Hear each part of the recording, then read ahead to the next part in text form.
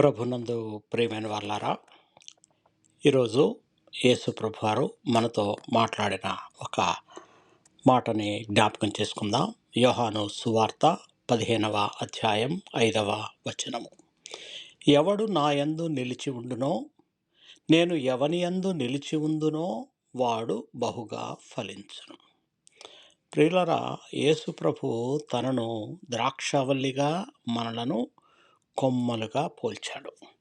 ఒక కొమ్మ ద్రాక్షావళికి అతుక్కొని ఉన్నప్పుడే జీవాన్ని పొందుతుంది, ఫలాన్ని ఇస్తుంది. అలాగే మనం క్రీస్తులో నిలిచి ఉంటే ఆయన జీవం, ప్రేమ, శక్తి మనలో ప్రవహిస్తాయి. మన స్వంత బలంతో ఆత్మీయ ఫలాలను మనం ఇవ్వలేము.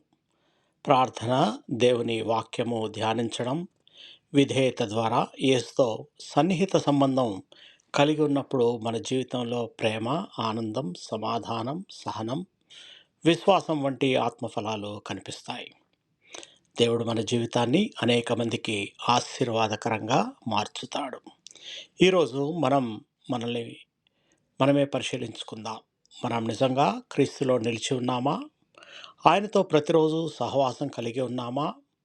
ఆయనలో నిలిచిన ప్రతి విశ్వాస జీవితం తప్పకుండా ఫలవంతమవుతుంది. ప్రార్థన చేసుకుందాం. ప్రియ పరలోకపు తండ్రి, మా జీవితాలను నీ కుమారుడైన యేసు క్రీస్తులో స్థిరపరచండి. నీతో ఎల్లప్పుడూ సహవాసం కలిగి ఉండే కృపను మాకు దయచేయండి.